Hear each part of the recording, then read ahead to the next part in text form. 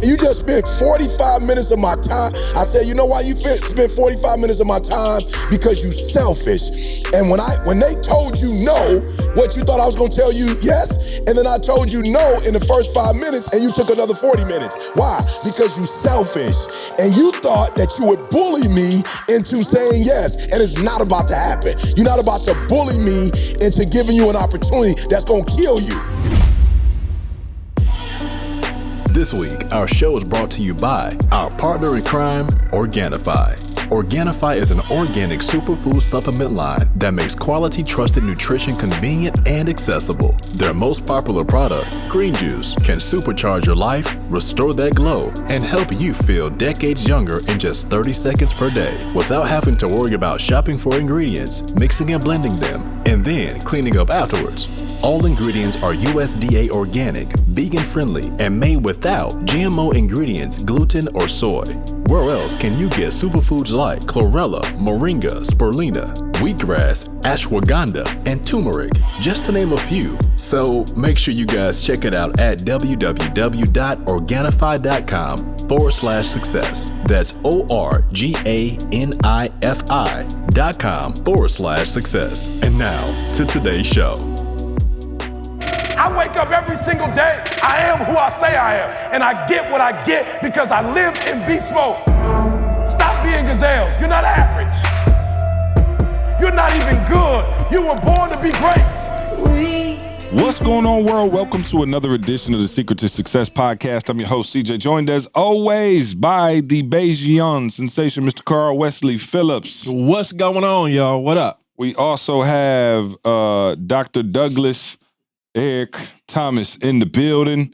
He is be good, phenomenal, man. To be forgotten. Hey, when my mama called me that, somebody is in trouble. I feel like a bad two-man. I stopped and got a medicine ball.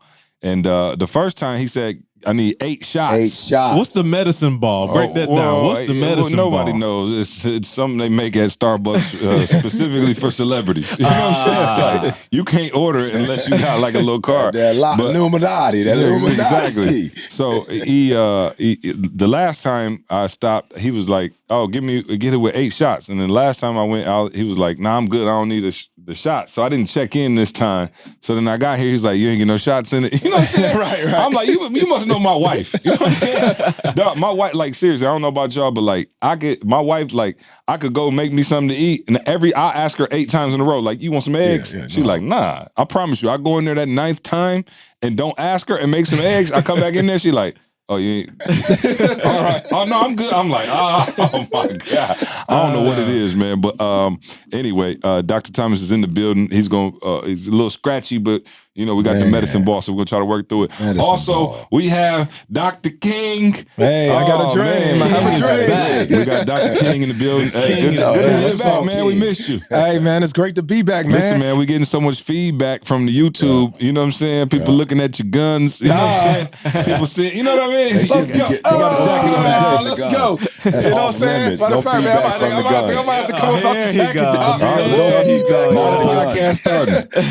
Hey, as long as E don't get me doing push-ups, we all right. We all right. You know, I'm a little something. Our female viewership hopefully went up a couple notches. Man, so we got Thanksgiving coming up, man. We are right here. I can't believe you already know the deal. I'm about to call your old dude. Man, make sure I get mine in. Like dressing is in full effect. But I got to make sure now that the church members know him, now they trying to call. I'm like, yo, you don't have the right. That's my plug. Yeah. You can't call my plug. Yeah, you can't call my plug. Yeah. Because is it the chicken dressing? Yeah. I heard about it. Yeah, it's the chicken. I haven't had it. Oh. Yeah, chicken dressing. Wait, don't go with the guns for sure. Don't go with the guns for sure. It's gonna take the guns away. I've been doing keto, so I got a little room left in my shirt. I ate it 1 year, 3 days in a row. Woo! I got on the scales like 20 pounds. Like, Again, man, I don't know what it is, though. You could eat right for 8 months straight. You one pan of dressing. I'm talking about. It'll set you back. Hey, now let me ask y'all. Is this the type of dressing that you can actually put on 2 pieces of bread and make a sandwich with? Is that Let me just say this. Let's not mess this podcast up and go in that direction.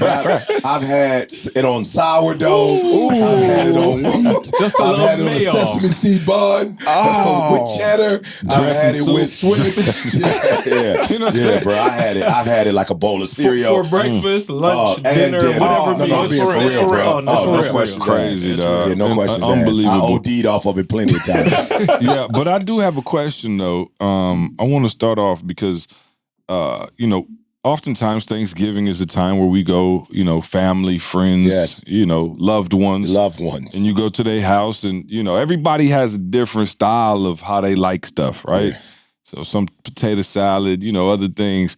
I'm trying to figure out, what do you do when you get somewhere? Let's say you, like we sitting down at, a friend or, maybe it was one of your wife's coworkers or something like that. You agree to go for a little dinner party or whatever, and you sit down and the food is nasty. Yeah. What's the proper etiquette for like trying to get around that? Because I've been in like some bad situations where it's like terrible, and it's not one of those like, some people's houses like, everybody go make you a plate, and then you in the TV room and you here, you there. I'm talking about, I've been in some situations where it's like a table like this, and everybody's sitting there with their plate, and they looking at you like, what it do? No question. I'm talking about uncooked meat, everything. So I'm like, what is the proper way? Well, as a pastor, I always have emergency call one of my saints. Have call with a prayer problem. I like that. One of my saints. You know what I'm saying? One of my saints. It's in an emergency situation. I gotta go take this call and pray. Verify he using the Lord. You know what I'm saying? I didn't use the Lord. I used his people. You know what I'm saying? Never called old God. I just said Jenkins. Yeah. Need prayer. That's all I said. She won't talk. So you got the Sister Jenkins app. Sister Jenkins. Sister Jenkins calling y'all. Right. Do me a favor. Wrap that plate up. It's gonna be a minute. It's gonna be a minute. Put some extra dressing on there though. You gotta try to take it all the way. So Carl, y'all are not pastors. So for me, I'm on a special diet. I apologize, but I'm actually doing something different this year because I just turned 40. No. Here's the problem with that. You don't know until you sit down and take that first bite that it's trash. So you can't say you on a special diet after one bite. Like, you know what? I forgot. No. You can look at it and see. You can look at it and see. Sometimes it will tell. Maul, what do you say? Yeah, I just blame everything on keto. Hey, man, I'm on my keto, man. I feel guilty right now. I shouldn't even have the first bite. I feel guilty. I was about to eat it, but you know what I'm saying? I feel guilty right now. I can't do this. But you know what, though? My cheat day is on, like, Monday. So wrap it up. I'm going to wrap it up. So wrap it up. Make sure you give me some of the extra. But when you look like Mark, you can use that excuse. They like, you don't look like you on no kind of diet. You know what I'm saying? I got a competition coming up. That's why I got we trying right now. Candace said you got to keep a paper plate because you can always just boom. You know what I'm saying? You fold it and everybody looking and they think you know what I'm saying? You just, you boom. You know what I mean? So, but here go the thing, man. You know if your food nasty. Yeah. Well, you don't. You don't. Apparently you don't. Why not, E? Yeah, I don't know, but you've been eating it your whole life. I'm saying, who else been eating it? You know why? Here's what happens. I know what happened. You're not surrounded by a lot of D's, so they're not keeping it 100 with you. Now that's correct. They're not keeping it 100 with you.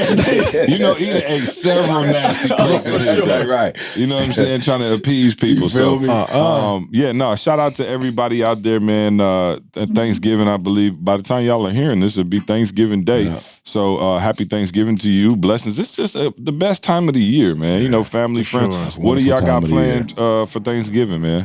Hey, well, I will start off by saying happy birthday to my wife. Oh yeah, that's right. That's a good catch. So that's Thanksgiving Day is her actual birthday. Oh, praise God.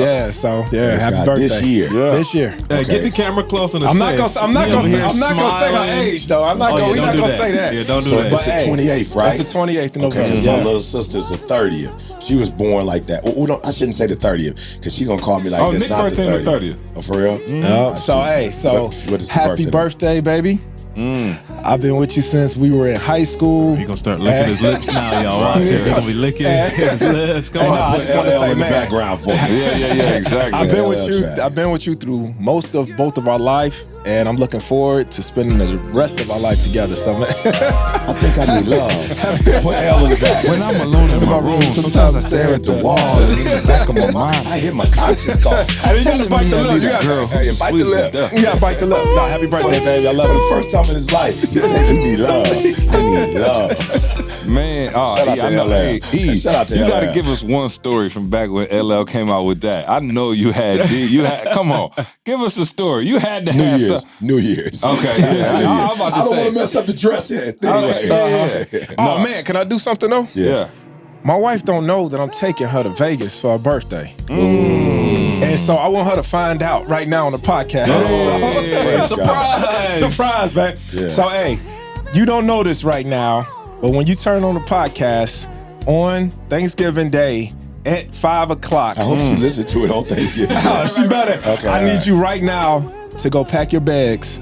Because we got a special I'm ready to get divorced. We going to Vegas. You don't know this yet, but we going to Vegas. I was just going to go to CJ crib. We're going to Vegas.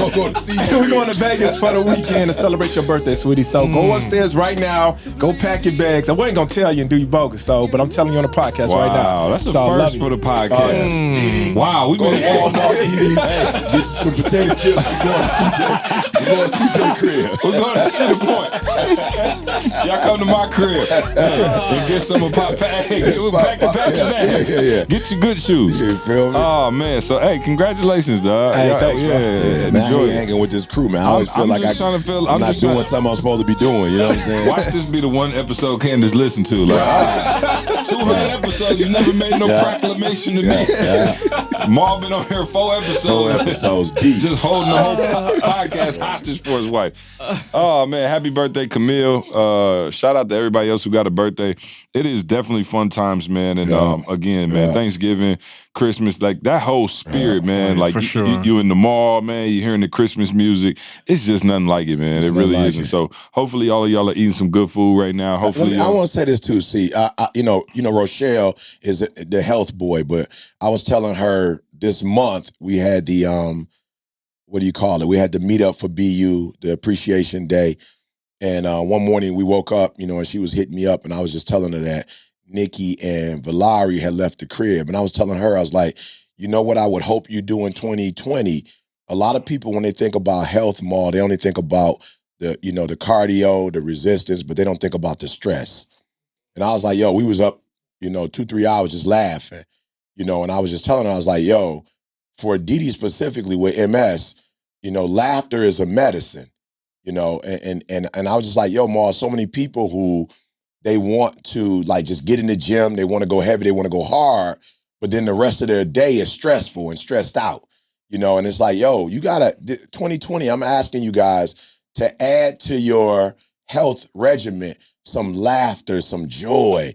It's like, you in a bad marriage, that's stressful, bruh. Mm-hmm. Like that's, and I, again, I'm not Sean, the Model Health podcast. But clearly, I do believe that stress is equal to or maybe greater than a bad diet, right? And a lot of people look at, I drank this or I ate that. Yeah, that might be bad for you, but stress is one of those silent killers that you're not really paying attention to, high blood pressure, whatever. So I just want to say, you listen to this podcast, we're not being fake. We're genuine. You hear the laughter. You hear the joy. And so it's not just, we making money or we traveling the world or we doing conferences and changing lives. We changing our own lives too by being in healthy relationships, healthy friendships, and just laughing. And so we were up laughing, Jada laughing, Didi laughing, and we went to bed that night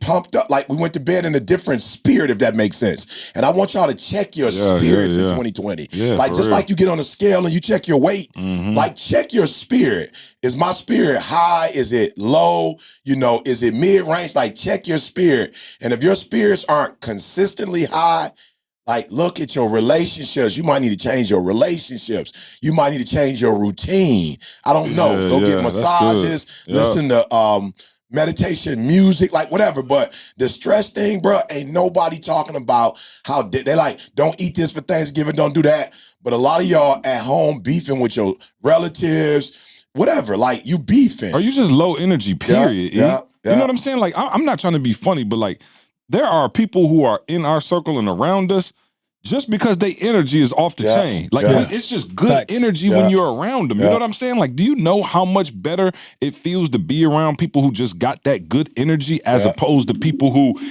end up in, man, every time you talk to them, it's like doom and gloom. It's like, dog, fix your energy. He's so correct. Like, I'm like, shout out to Quest, right?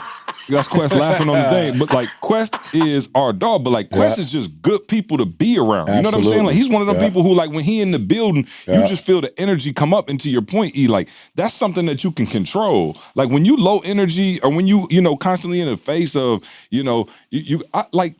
Don't call me talking about how's it going. Oh, I'm taking it one day at a time. Yeah, right. I'm like, I'm just trying to make it. Bro, it's like we got enough going on in our lives to where like you draining me. You know what I mean? And we talked about that before, but to your point, E, being able to wake up every day and check your energy. You know what I'm saying? Like check Let's talk about that. Like for real, ask yourself, when I'm around people, am I pushing energy towards people, or am I sucking the energy out of the room? And some of you suck the energy out of the room. When you come in, it's problems, it's negative. Even if you going through stuff, it's like, yo, you don't gotta dump all your problems on people's plate. Like the second you see them or the second you're around them. And I think it's, that's one of the underrated things, because it's something that you can actually control. Again, right, that is. Yo, that's what's so crazy. People don't even understand. Like, again, I've said it before, but like the one thing I knew for E that I could do, I couldn't do nothing financially. I wasn't, he didn't need me to speak. He didn't need me to do none of that. The one thing I could do was just like, let me not be a burden on E. Like everybody else coming, oh, E, I lost my job, my toe hurt, my this, my that. Like I was just like, all right, cool. I'm never bringing no problems.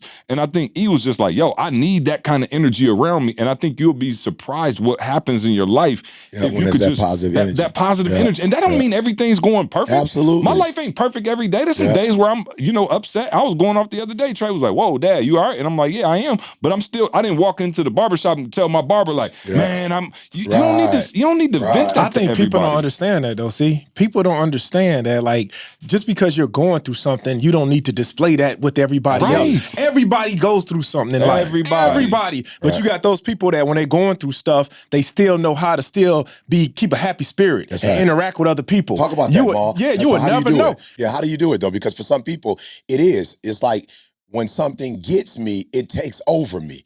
Like, what do you do that when you get some bad news or something happens that's not, like you didn't plan for that? What do you do in your personal space in life to say, yep, this has happened. We're not going to fake it like it didn't happen, but this is what I have to do so I can maintain my energy. Yeah, so it goes back to my routine. Okay. Yeah, that routine that I have, like every single day, I know in business, in life, in my relationships, with my children, things are going to happen in life. It's always going to happen. Something bad is going to happen. But in my routine, I'm always keeping that same routine. I'm getting up. You said it earlier. I'm listening to happy music, to gospel music, something that's good for my soul, my spirit. I'm working out. So instantly when I work out in the morning time, it takes that stress away from me. It allows, no matter if I'm in a good state or in a bad state, I still have that same routine. And it's that routine that starts my day off and makes me feel good. So whatever stressors, whatever problems I have, I'm still like, okay, I'm still in that same place. So when things were going great, I'm still remembering that feeling that things going great. And I know that this is only for a season. It's not going to be here forever. So I'm not going to let whatever bad thing might have happened this day change who I am as a person. So sometimes, I think it's the person. It's who you are as a person. And you're letting this thing change you, sway you to the left or the right, because this is who you are. You're a man that goes either way. But when you have a foundation, when you know exactly who you are, then you say, okay, this is not who I am. This is just what happened. Absolutely. And you're not gonna let what happened change you, because this is who you are. This is for a reason or for a season, bro. And so that's what I do. That's why I always go back to my routine, because I say, hey, the daily routine. My daily routine. And my strength, truthfully, is in my routine. That's what keeps me going. And so whether it's good, things are bad, I still have that same routine. How much do you think selfishness plays into that? You know what I mean? And what I mean by that is like the world revolves around me. Oh, whoa, it's me. This person cut me off in traffic today. I got a ticket. My windshield. It's like you become consumed with your own life. It's like, dog, like I have so many things that are a higher priority than my own, that everything go perfect for me today. You know what I'm saying? It's like, yo, I got a whole couple kids and a wife that's like, we not trying to, you know what I'm saying? Like, we're not trying to hear that. And some of you, to Eve's point, man, like, yo, you go home and it's all over your face, whatever happened at work. Yeah. And then that energy you come in with, you wondering why your wife not responding, your kids feel that pressure. Why they are responding. Yeah. No, I'm just saying, I'm going to be real. Yeah. We left my parents' house this morning, me and Maul driving over. I'm listening to him talk to his daughters. It's like, the energy picked up as soon as they picked up the phone like, hello. By the time he was like 2 minutes into the conversation, the whole house was just alive. Because Maul like, hey, son, he hear him in the background. You going to school today? You doing this? You doing that? And I'm like, wow, you could feel the energy pick up. Dad, when you coming home? What time do you get home from Michigan? You getting home at this time? Okay, cool. When you get home, can we? I'm like, dog, that's what it looks like to breathe life into a room. And ask yourself for real, do I breathe life into that room or am I taking away? And I think a lot of people, man, you take away and it's like people see you coming and they don't want to be around you. They don't want to associate with you. Not in a bad way. Like just in an energy way. Yeah, no. I'm saying in the energy way.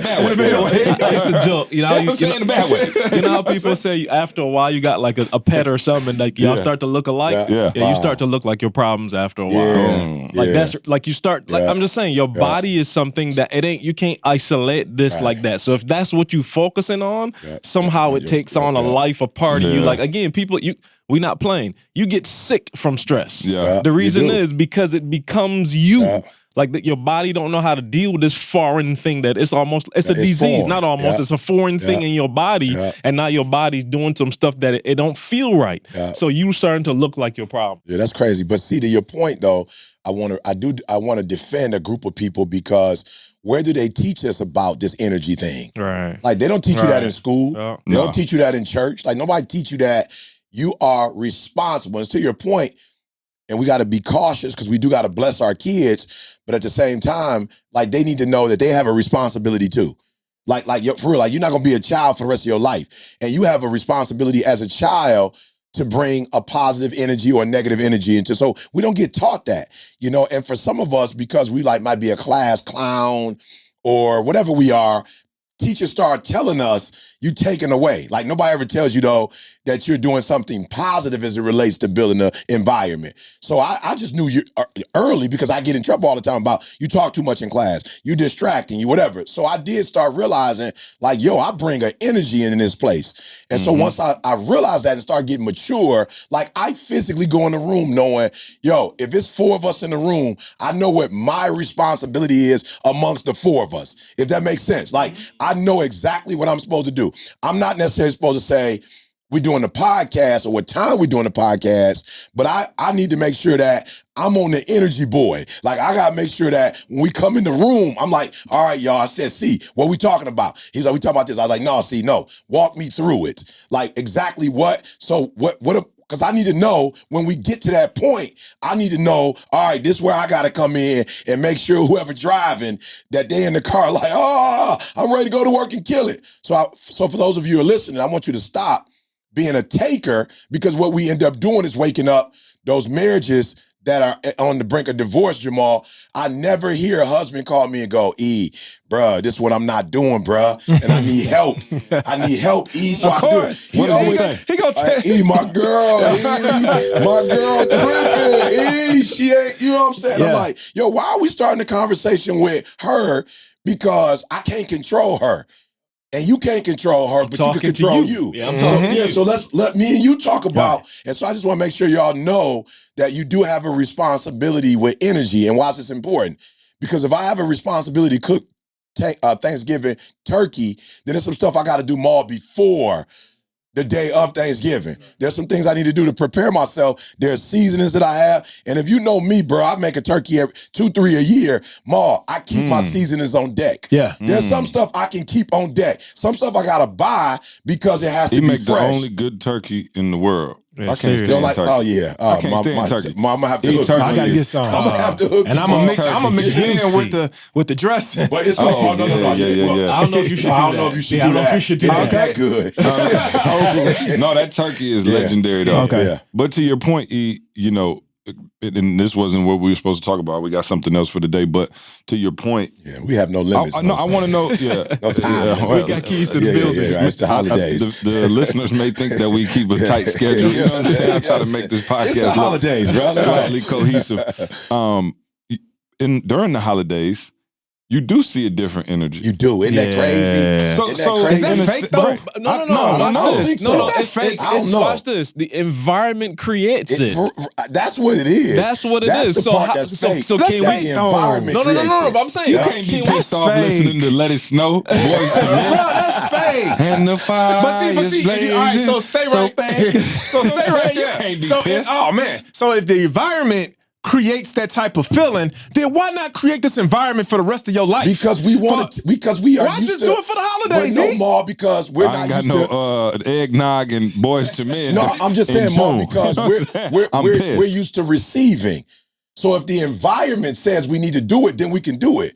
But it's difficult when you have to produce create it. You see what I'm saying? You got to create it on your own. So there's a group that Also, the holidays created for you. it does. Yes, It's absolutely. on automatic. So from November, like January 3rd. January 3rd. Yeah, it's created for you. January 3rd, people ain't speaking no more. Yeah, Ain't for sure. nobody opening the door no more. Bro, Ain't nobody I'm letting me shout out to crazy. Nikki's in the building. Shout out to New York. New York got the rudest. You know what I'm saying? And by rude, I just mean that's just how y'all get down. Right. It just ain't. Bro, we was out there last year for Christmas. Oh, bro, people was. I'm talking about letting you pass. I'm like, whoa, this is different. It just felt different. The energy was down. Rockefeller Center, they was ice skating. You can't be mad looking at the ice skaters. You know what I'm saying? Like Christmas tree all lit up. So, okay, so to Maul's point then, how can you create that Christmas in July? You know what I'm saying? Like, how can you create? Yeah. Like, yo, Maul, like I think you said it earlier. CJ's always talking about mastery. And when people think mastery, they think a craft. But it's like, when are humans gonna master themselves? You feel me? And you gotta learn how to master yourself. You gotta know what makes you tick and what piss you off and create, like you said, this routine. Now, you know, y'all may not be on that, but see, no, like I am, like my gift is emotional. I'm an emotional creature. So I have to make sure that when certain things happen, to your point, Maul, even though I am naturally that, I have to say to myself, that's not naturally productive. You feel me? Like, that's not productive. So you're gonna have to turn that energy down, because at this point, it's like having electricity on the ground, Maul, when it's a storm and you see the electrical lines on the ground. You know, as an officer, y'all had to be like, come off that street. Why? Because if you drive on the street or somebody else on that street, that electricity could kill you. So I have electricity, Maul, that could kill you. And I understand that. And I know when it's on the ground. And I know when the black coal ain't on it. And I gotta go, I know you super emotional right now, but your emotion is not healthy. Anytime you bring your emotions out, it should be uplifting, not necessarily tearing down. So for me, it's like, all right, every day when you wake up, you got to know. And I think for some people, Maul, it's like, yo, the creating, as Carl said, or the producing, that's hard. It's like, you see how teams get up for the playoffs. But my man can't, like, and this is what I used to love about Michael Jordan, right? Love about Michael Jordan. If you were a team that was like, you only won 2 or 3 games, he would murder you. If you were an average team, he would murder you. If you were a great team, he would murder you. You got some dudes, if they playing a whack team, they don't play well because they like, they whack. It's no competition. Well, some dudes, if you whack, that's when they come out. You got some dudes, when it's a great team, they fold. Some dudes like, yo, it's a great team, let's go. Mike was like, I don't care about the team. I'm going to control me. I'm going to make sure that my emotions for the game are always high. So what did he do? He created internally something. He would be like, my man talked about my mom. You know what I'm saying? Or so-and-so think he's better than me. Like, Mike would just make up crazy stuff to actually put himself in a position to be at his best. And I think that's the problem, Maul. Most of us cannot excite ourselves.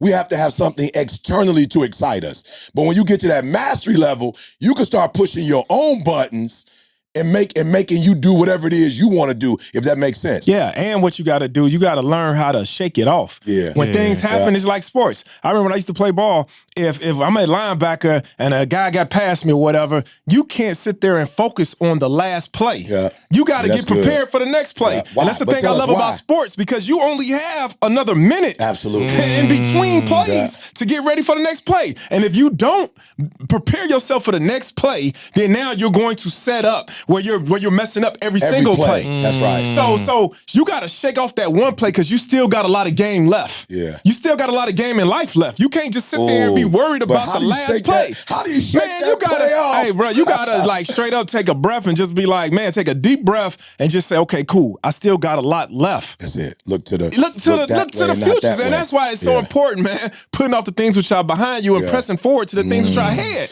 You got more life. Oh, now you going there. Hey, why is it that every time I throw something out, he the only one that know what I'm talking about? I noticed that. CJ always be like, let me see where that came from. But I see Eve's face light up. So yeah, you got to press forward. That's right. Press forward, man. So something happened to you today, yesterday, you still got a lot of life left. You got more good days in front of you than bad days. Yeah. So man, we gotta get off that. That's what we do. We get so stuck on, like I see when I went to go take Didi's car a couple weeks ago to Discount Tire, like I saw people in Discount Tire pissed. You know what I'm saying? They was pissed. And I'm like, what you pissed about? It's like the pothole. And I'm like, yo, it was a pothole for me too. But I'm about to get this car fixed, and guess what? I got a podcast. So maybe that's the problem, Maul. Maybe they don't know what's ahead of them. Maybe people don't have nothing to look forward to. That sounds like a keys to the kingdom. Keys to become a fortune teller. Become a fortune teller, man. But let me say this, because you guys, as I'm sitting here listening to y'all, you know the term compound interest. Yeah. That's what's really coming to my mind, right? So you think about compound interest in terms of wealth. Like when I first started learning about wealth creation and things like that, you talk about compound interest, and it's like you got $10 in there, and you're getting 8% on $10, and then you put another $10 in, now you get 8% on 20. So it grows, right? So that's compound interest. And a lot of people, I believe, like you just said, you got compound interest on your problems. You know what I'm saying? Like you got one problem, you didn't deal with it, it pissed you off, you never got over it, and then the next day, whereas what you guys are saying is you had an issue, you got through it, you fixed it, and it was gone. Shake it off. So when the next thing came, you didn't feel like bad luck Chuck. You was just like, oh, this is one. As opposed to somebody else who you got 8 things that you didn't deal with, and on the 9th one, it's about to break your whole back because you never got over that. It's compound interest. You know what I'm saying? Because you never got through it. And I think what you're saying is so important for people to be able to say, all right, cool, this happened to me. It's not who I am. It's not my destination. And I'm telling you, man, the energy is so crazy. Like when you start feeling like a loser, when you just start letting losing happen, you know what I'm saying? The Detroit Lions, it's just crazy stuff start happening because it's like it becomes a self-fulfilling prophecy. So you have to get through those challenges. You must have watched the Lions this season. Or did you watch them the last season? Or the one before that. So watch this though. I want to go back to what Maul said about routine. And as soon as I said you're going to be dude, flip that. Small wins. Yeah, of course. Dude, going to the gym and coming out the gym, man, I feel like Rocky every morning. Like I come out the gym like, yo, I don't care what just happened. I feel, yo, I got up and I got in there and I knocked out the whole workout. Like I did every rep that I planned to. I did every set and I'm walking out of the gym like, what? Like what's coming today? Bring it on, because I just conquered the first thing that I set out to do. So if I conquered the first thing, chances are I'm gonna conquer the next thing. So I'm saying like you gotta, first of all, most people don't take the time out to do the things that they enjoy. Like wherever the world is now, we so caught up on stuff. You don't even have the time to really do the things that make you feel like you there. You know what I'm saying? And I want to correct that for people. I've been talking to a couple of clients like, yo, what do you like? Put that an hour in your week. I don't even care what it is. If you like boxing, go do it for an hour in your week. Do that. Because what that does is it starts now creating the opposite momentum than the problems. You know what I'm saying? So you get these small wins and the snowball effect. Now you feel like you could take on anything. Look, Inky said, and go back, please, y'all, and listen to the podcast. Inky said that he went to go, when he first, was trying to think of surgery for the arm. He said that he asked 10 family members if he should go through the 2-year process to get his arm back. And he said they told him all no. And he said, why? They said, because what if you do it for 2 years and nothing happens? Wow. You know what I'm saying? Inky not guaranteed, right? Inky said they all said no, because it's not guaranteed. You can go there for 2 years and then nothing happens. And Inky was like, yo, that's not enough. Like, it's not enough. He's like, y'all so caught on the reward that y'all missing the process. And Inky said he went in there for 2 straight years, bruh. He said the physicians was looking crazy. The physical therapist was like crying almost because he was coming in there for a year and a half, and nothing happened. 2 years after the process, nothing changed. Inky said, but While they were looking at nothing happened with my arm, he said I became a machine. He said I became a machine because I learned how to do something without rewards. He said I learned how to do something every single day and not get nothing for it, but it was in that I learned the process. And so guess what? Now we look up one of the top motivational speakers in the world, and Inky on that list. So what did he become? He didn't get his arm didn't work, but his will got stronger in that process. You know what I'm saying? His determination got stronger in that process. His desire, like his resiliency got stronger, and now he's one of the top speakers in the world. I don't know, had he not gone through that 2-year process, if he would be one of the top speakers in the world. You feel what I'm saying? So for a lot of us, that's the problem. We're always on rewards. Oh, my kids, bro. Yeah. My kids. I'm talking about you. Like, is that our fault? Can you go take your plate to the track? Avery, like, if I do that, can I get a treat? I'm like, but I'm saying she 3. You grown. Yeah. Wow. You know what I'm saying? You grown, and you still like in order to treat. Let me get a treat. You still want a treat. But E, back to what you was talking about as far as the process. I had read once that, Michael Jordan became the greatest basketball player in history by missing more shots than he made. Wow. Mike missed more shots. Yep. So that means that Mike had to become a master at shaking it off and getting to the next play. Yeah. He became the greatest player in basketball by missing shots. Right. Think about baseball players, bro. It's like go study baseball. Baseball is a life of losing. I'm just saying, like, how many, like, you miss 70% of the time and go to the Hall of Fame. And, to go to the Hall of Fame. So if you average, you miss 8% of the time, 80% of the time. Isn't that crazy? And how do you live with that 160 something games? Like you losing 160 something games, bro. Like that's a lot, but it's a mentality that I'm chasing his 20%. Or I'm chasing his 30%. And maybe it's a different expectation too. Yeah. How much do expectations play into it? You know what I'm saying? I said everything is relative, bruh. Yeah. You know what I'm saying? Like we talked about Harry the other week. Like, bruh, you lead there. If you really want to get your mind right, you could really just beat yourself to death. Like, are you kidding me? You got issues. Like you mad because your car broke down? Right. Tomorrow Harry was at the banks. I'm like, it's just a different level. Like how far you want to take it. And so things are relative. And so keeping the perspective, I think, is important as well. Anybody got anything else before we move on? Oh, I'm good. You sure? Happy holidays. Happy holidays. Happy holidays. Enjoy your y'all stressing me out, man. We supposed to be talking about pumpkins and apple pie. I will say that though. Don't stress. Look, whatever issues you have, keep them to after the holidays. I'm being real, Ma. You came back from college, you and your brother or sister beefing. Yeah. Your mom didn't do what you thought. Like you got favored. Your brother's her favorite and you not her favorite. Let it rest to after the holidays. You know what I'm saying? Like whatever y'all going through, leave it alone. Thanksgiving and Christmas, enjoy each other's presence. That like love on each other. And if it's something you want to address, like maybe December 30th before we go into the new year, you can address it. But I'm being for real. Like y'all finally together. You think in the back of your mind, y'all, you gotta address this.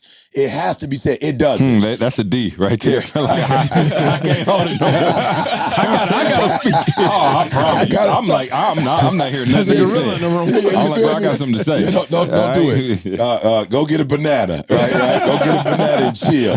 But for real, enjoy each other's presence and don't trip on how big the dinner is, how many people are there. If it's only 5 of y'all, 3 of y'all, for real, enjoy it. And I know I'm getting old, Ma, but I'm telling you, I've seen more of my friends and family members on the news, people dying. Let's learn to enjoy what we have. Enjoy this holiday season, man. And then, like I said, if it's something that's pressing, December 29th, December 30th, go ahead and get that joke out your mind and then go into the new year with just love, because what you put out, whether you know it or not, what you put out, you're going to get back. So put out the love, put out the joy, put out the peace, put out the happiness, and watch all that come back to you. Alrighty. I want to go back. I think, I don't remember how many episodes, again, over 200 something now. So who knows? Hey, can we get it? We should have been at bro. 200 episodes. But this was fairly recently. We were talking about, not being overly aggressive with your opportunity. Like, okay, so this is the way I want to say it. I wrote it in my phone. what's the difference between taking advantage of an opportunity and being an opportunist? And is being an opportunist a bad thing, right? And so people were hitting me, and it was a legit question. Listen, we on this podcast, we doing a whole lot of talking after 200 some episodes, 2 hour, hour and a half, like everything may not come out perfectly. And I don't know, especially for me, because I'm not, believe it or not, I don't have a script over here. We just kind of talking off the top of our head. So people came up to me legitly so after one of the episodes was like, see, I heard what you said about, not sending you my videos, or you don't want to hear my podcast, or, you don't want me to ask to speak on stage with E, but like, you hear stories of, people it working for people, right? Like they so happen to see, Diddy on the street and you gave him a mixtape and you blew up, right? And so they like, yo, are you stifling our hunger or our growth by not letting us or by making us feel bad for trying to take that opportunity, right? And so I said, okay, that's a good question. Phenomenal legit, question. Right? And so I want to talk through, again, being an opportunist and taking advantage of an opportunity, because I do feel like we should take advantage of opportunities, right? Absolutely. So if a young man is in the room with you and he wants you to take a look at his stuff, do I think that's a terrible thing? No, I don't. And I guess I'll give you my thoughts. I want to hear your thoughts, but I want to know in terms of, again, what's the difference? You know what I'm saying? Like, because we should take advantage of opportunities, right? Absolutely. Great opportunities in front of us. But not advantage of the person giving the opportunity. Yeah, okay. And that's what I want to talk through, because people were asking me like, yo, see, I'm feeling you. I love the podcast, all of that, but I'm feeling discouraged because I'm thinking if I see you at LA Fitness, that's the time to let you know that I'm a speaker, and you could probably, you know what I'm saying? Like, you could put me on. Absolutely. Like, I just saw you. Absolutely. You know what I'm saying? So LA it's like, right. Well, hey, you know what I'm saying? Like, that's taking advantage, in some people's mind, that's taking advantage of an opportunity, right? Yeah. So go for it. Ian. No, go for it. I just want to say. So for me, okay. Do we need to definitely, hey, when I give it to C, that definitely means I need the bucket. You know what I'm saying? You know that means I need the bucket. No. Okay, so let me try to clarify what I was saying about that, right? So I think the problem that I have with those of you who you run up on every single person you see and you like this, you do this. It's taking place of an actual framework and a groundwork for what you should become and how you should become that. Yeah. Right. And so again, I think I told this story before, but Toby, shout out to Toby on tour right now. When you're listening to this, go check him out. He'll be in Atlanta. I know I'm going to that show. There's a couple other shows. So go to Toby from the SWAT, check out all the tours. Hopefully some of y'all who listening have been to see him, and this is his second tour, and it's bigger and it's better, and he got dancers and they got all kinds. It's just crazy, right? And so when I tell y'all this stuff, I just want to make sure that it's clear.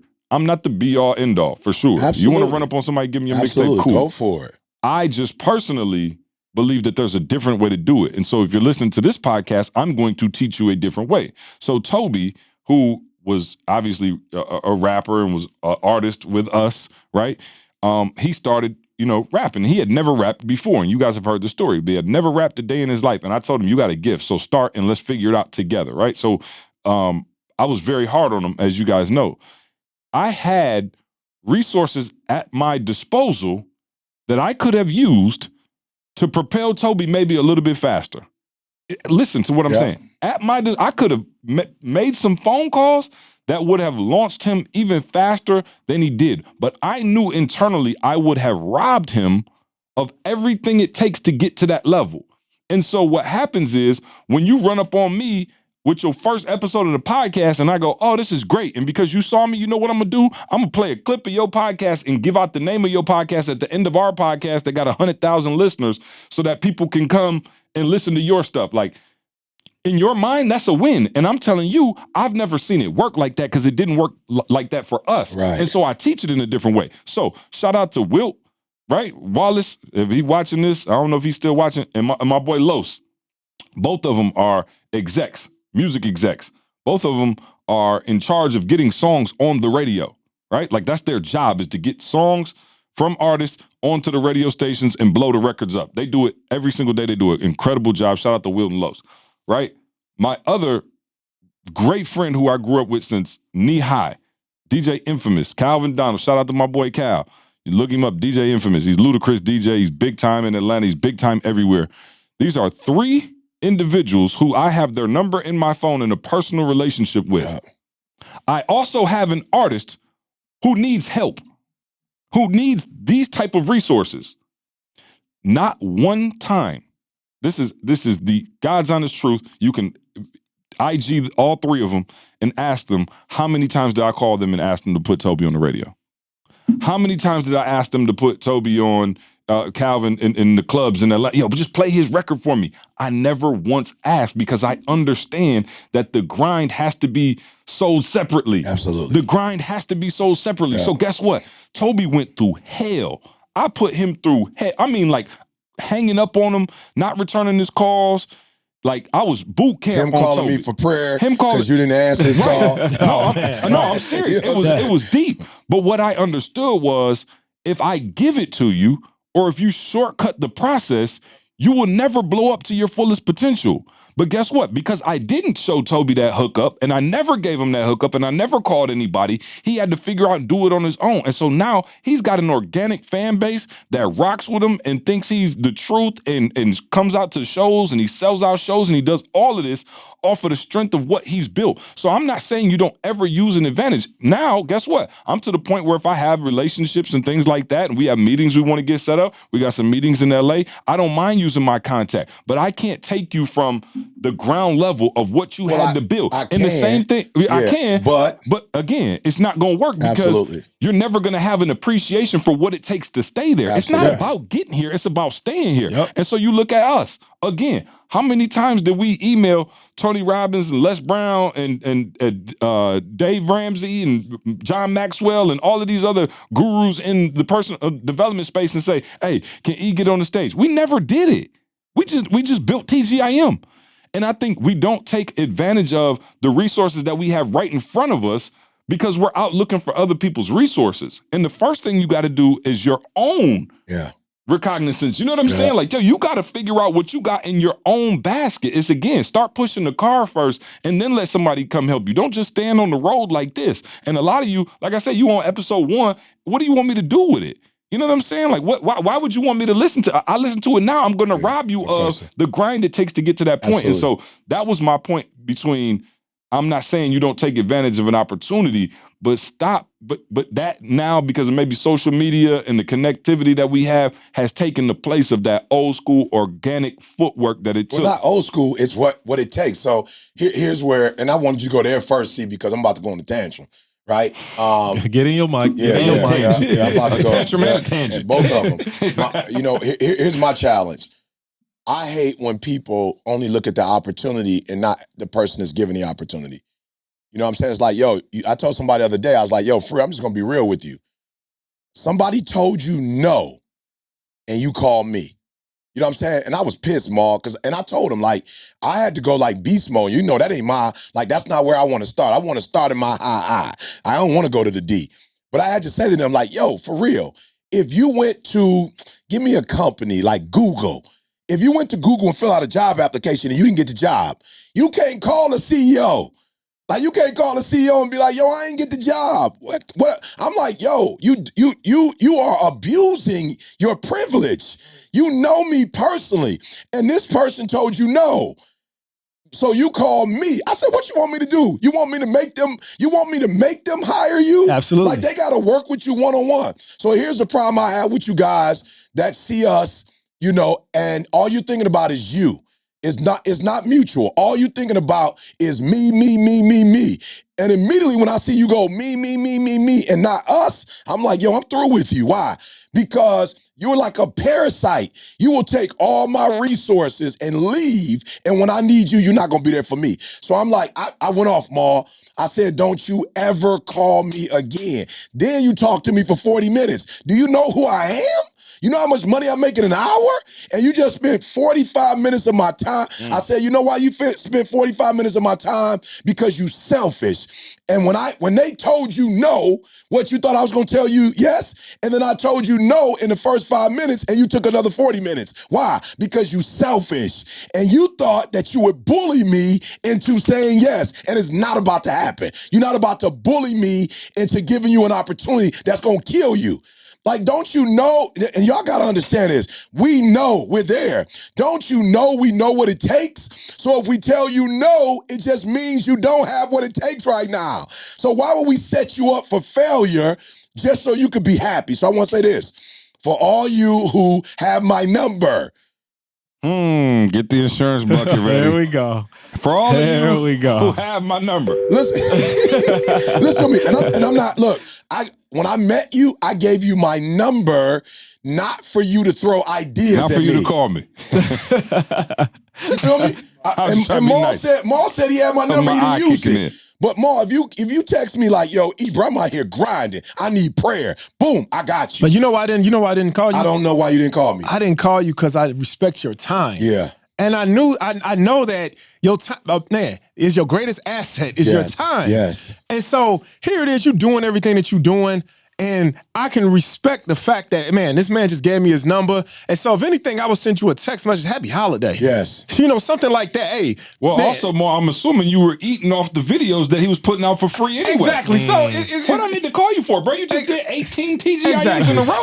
And I respect the man's time. Like, come on, I know that this man, all right, he knows thousands of people and he has a family. He just met me. Dude, do I really believe that I'm gonna take 45 minutes of this man's time? That's disrespectful, dog. That's why I just was like, and more, I'm saying, if you needed the 45 on something legit, I got you. yeah, but even still, even with you, if I need 45 minutes to talk to you or to hear you tell me something, I just pop on one of your videos and I can get you for 10 hours. Absolutely. I ain't gotta, you know what I'm saying? But then how am I supposed to say I talked to ET in the phone? And that's what I mean by the selfishness. You feel me? That's what I mean by more. Now you're not calling for the reason why I gave you the number. Yeah. Now you calling on you want to be able to say you hollered. Why did you give him the number then? I gave you the number because you might legitimately have a need that I could personally help you with. But what if I think I got a need? It's not up to you to decide if you have the need if you coming to me. Because if you coming to me, I'm just saying, it's not up to you, because if you had the resources that it take, you could have done it on your own. So when you come to me, see, for real, I'm the one that's going to give you the opportunity. You have to, like, here's the other thing. Y'all heard me say this before. I hate when kids want to get married and they come to me and say, you want marital counseling. No, you don't. You already made a decision, y'all get married. You don't want counseling. Right. That's not what you want. Marital permission. That's what you want. You want permission. You want me to co-sign it. That's different. I'm not telling you not to get married, but if you come to me, Ma, and I give you 10 things, and then you go, well, I don't want to listen to those 10 things, then why'd you come to me? So to C's point, like, we legitimately know what it takes to blow up. Like, we know point 1, point 2, point 3, and I'm tired of people coming to me because they want to usurp the authority. They don't want to follow the process. But here's the most important thing. They want to take our resources and use it for them. That's what pissed me off. It's like, yo, bro, you trying to take what we got. You trying to take what we build, and you trying to eat and feed your family. And I'm not mad, Ma, that you trying to feed your family. If you're listening to me, this is how you blow up. You look at everybody that's around me that blew me up and I blew them up. It was mutual. It was C did X, Y, and Z. So if C, listen to me, I tell y'all this all the time. This is how you know when it's mutual. When DDC's CJ call, if Carl call, if Maul call now, Maul got a special little hookup. We getting stuff from Chicago and the real estate property. DD got to pay the electric bill. Like, she know who Maul is now. Why? Because Maul gave Jalen an opportunity. Now listen to what we said. It's still just opportunity. Maul ain't God. Maul can't guarantee nothing. Maul can't say this gonna happen, and we know without a shadow of a doubt it's life. But because Maul look out for one of DD's greatest assets, which is Jalen, now when she see Maul call, she gonna stop and pick up the phone. Why? But when she see other people hit me up, she like, we got family time right now. I don't got time. Somebody just hit me yesterday and was like, yo, E, and I'm coaching them in marriage. And they was like, can we talk? I was like, nope, can't do it. Why? Because I would have to tell Didi who I'm talking to, and if I say I'm talking to you, she not about to be like, oh, he could take 30 minutes of my time, like of our time. But if there's certain people who I say I'm on the phone with, Didi gonna be like, oh, chill. Why? Because that conversation somehow is blessing my family, and somehow that conversation is blessing the family on the other end. And too many of y'all, you one-dimensional, you one-sided, you selfish, you a leech, all all you do is take. There are those of you still calling me to my E. What I got to do to blow up as a speaker? Get in Game Changers. Like, even if you felt like, Ma, I'm just being real, Ma, even if you felt like you wanted to blow up as a speaker and you didn't really feel like you needed the Game Changers on the strength that you listen to 10,000 of my free videos, you just gonna join, period, on this is my way to do what? Yep. This is my way to look out for ET for all the free videos. Yep. So I've given you all these free videos. Now you want to call me on the side and you want more of my time for what? For nothing. You want to continue to blow up. You want to continue to grow, but you don't want to give back. And that's what makes you a boy. No disrespect, but that's what makes you a boy. What makes you a boy is all you thinking about is you and how you gonna benefit and not how we gonna benefit. Yep. And that's all I'm saying, Ma. If you want to be down, you got to think of us. You got to think of we, not me. Yep. And when I sniff, that smell like, are you wearing me? Is that me you're wearing?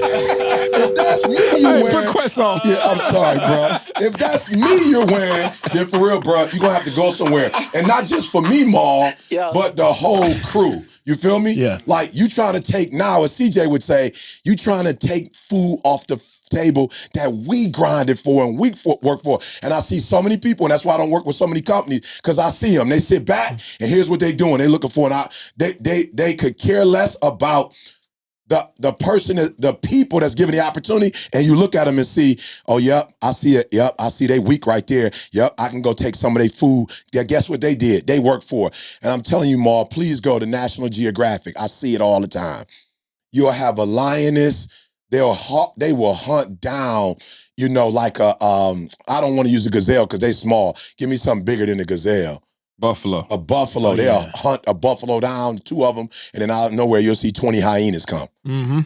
And I ain't even tripping, but I'm looking at the hyenas like, if you ever studied the hyenas, they ain't even don't know. Nah. They don't really hunt like that. Yeah. They wait for you go hunt it. And when you go hunt it, then they watch and go, oh, there's 2 lioness, and they'll go follow the lioness. Yep. Like, oh, they look like they about to go, okay, got it. And as soon as they hit that buffalo, they eating, they like 20 of them will come out of nowhere, like, go ahead and get up out of here. You know what's crazy, though? Ours. And it's 20 of them. Yep. If they learned how to hunt together, bro, but they can get them no more. You know what I'm saying? They can get more. They don't got that hunt. Man, that's crazy. So you would rather follow my footsteps, no question, to eat my leftovers than to go ahead. Oh no, them hyenas ain't getting them leftovers. The hyenas taking your food. They're taking your food.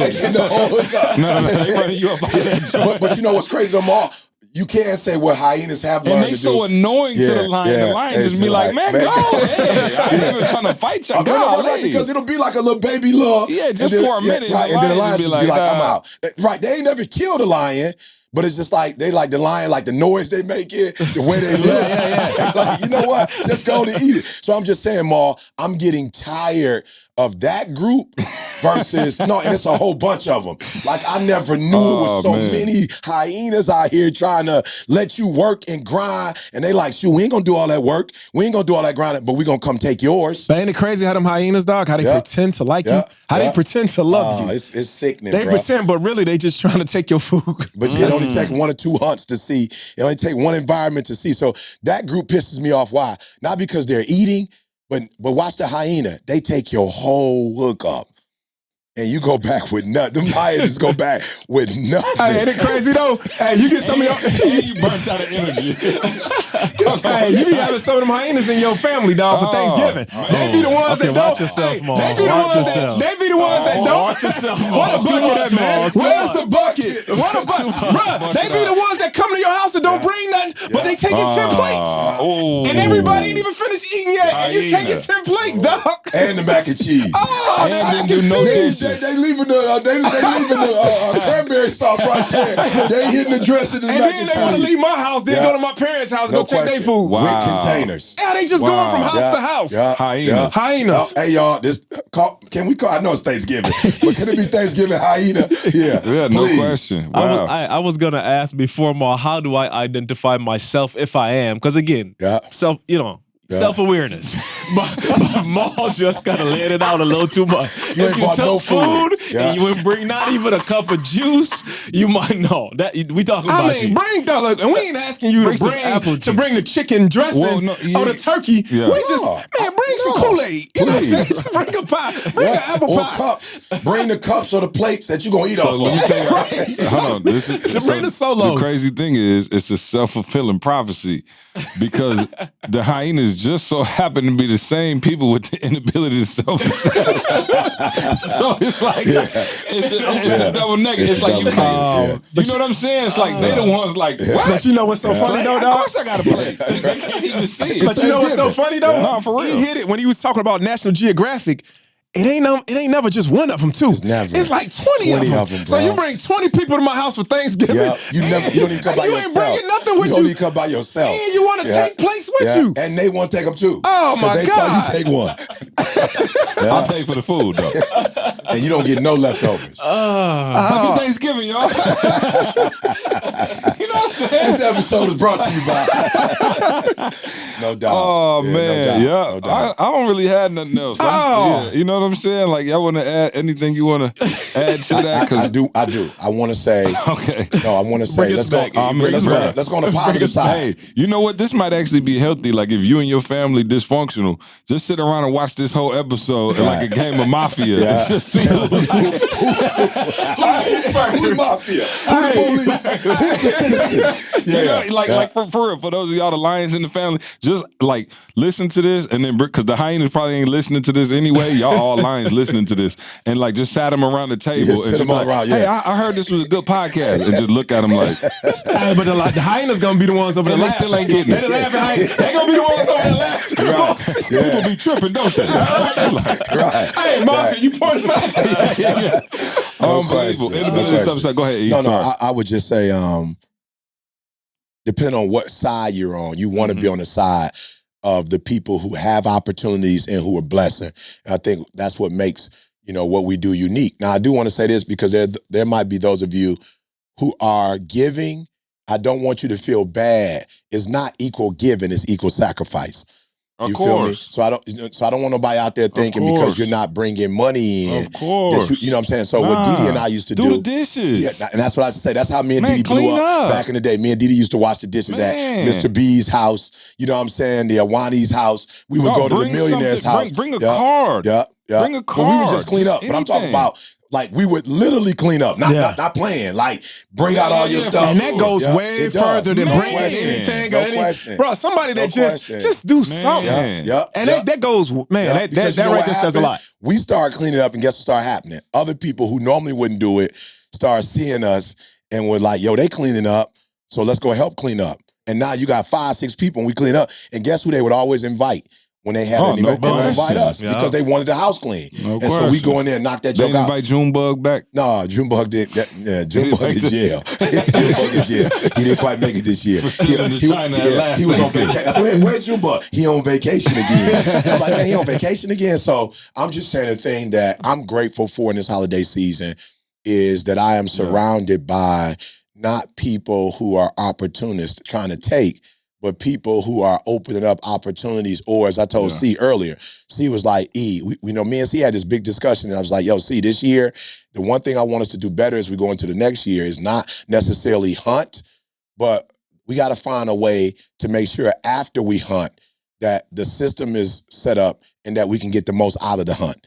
You feel me? Like, it doesn't make sense to raise $5 million, but then you lose $4.3 million. So it's like, I know on the front end we got to hunt, but we got to get those personalities on the back end to secure the bag. Everybody keep talking about secure the bag. They just mean when they say secure the bag, go get the bag. No, securing the bag means to go get the bag, whatever. And so I'm grateful for this opportunity. So what I want you guys to do this Thanksgiving season is thank those people who do provide you with opportunities. Like, look around. A lot of times your mom, dad, you're not thanking them, your siblings, your friends, but you got to really be grateful for the people in your life who are not just take, but are putting you in situations where you can get to that next level, if that makes sense. So I'm just grateful, man, that we are among a group of people that have created opportunities. With Carl was the TGIM, with CJ, it was the whole branding. Maul came in with the real estate boy, you know what I'm saying? And you have opened up opportunities, Maul, not just for our families, but for our families, meaning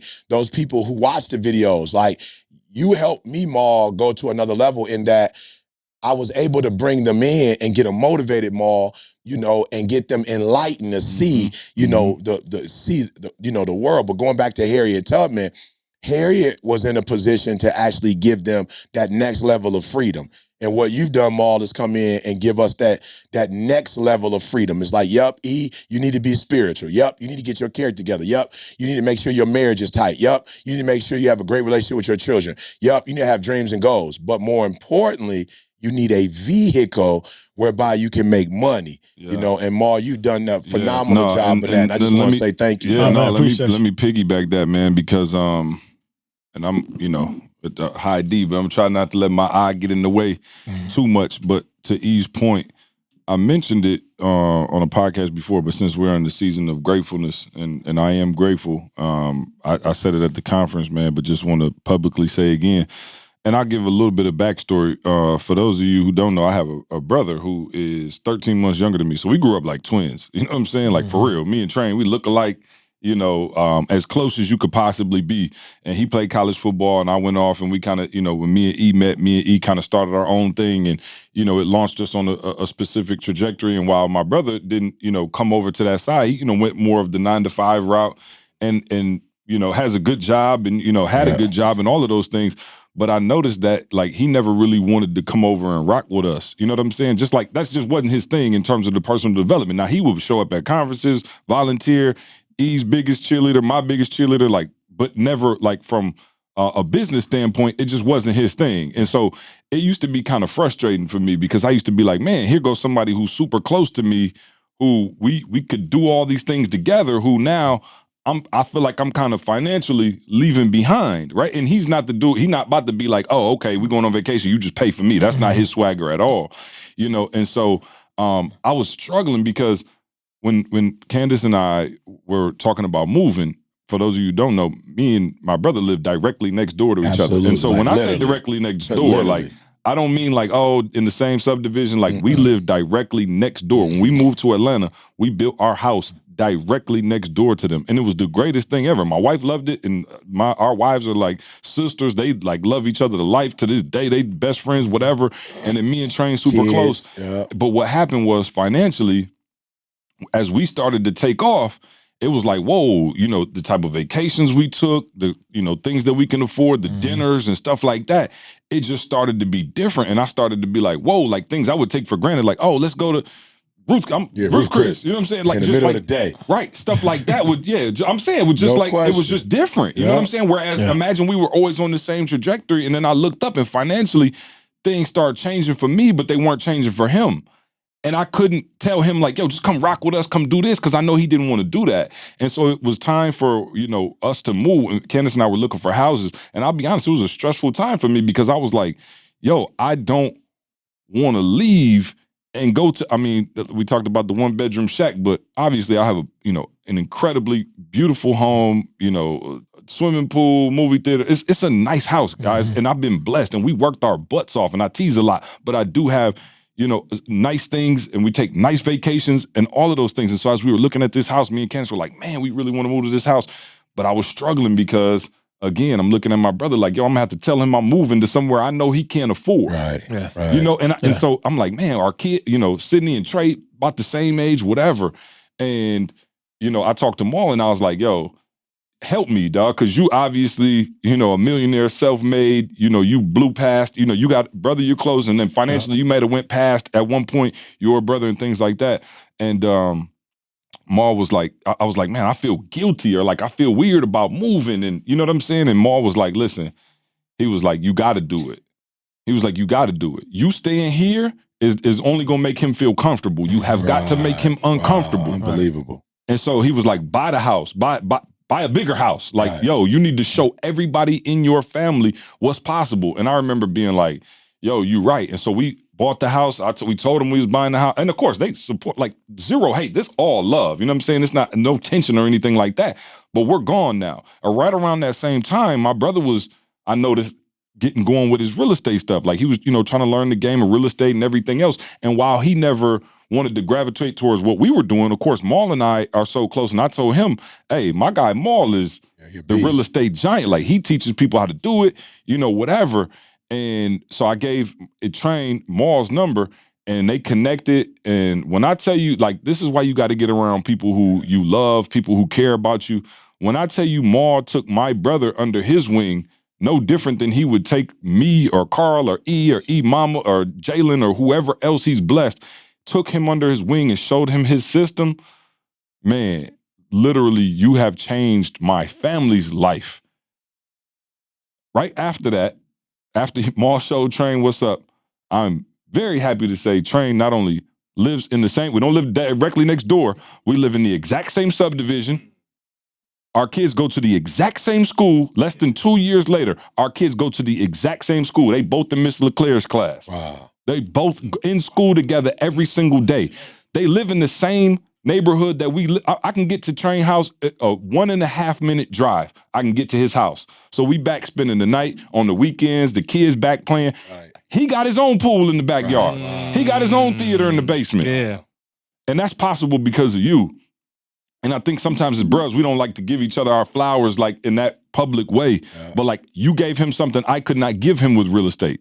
You know what I'm saying? Like that's what he wanted to do. And his first property, I believe, over $200,000 in equity. He's cash flowing $3,000 a month. Wow.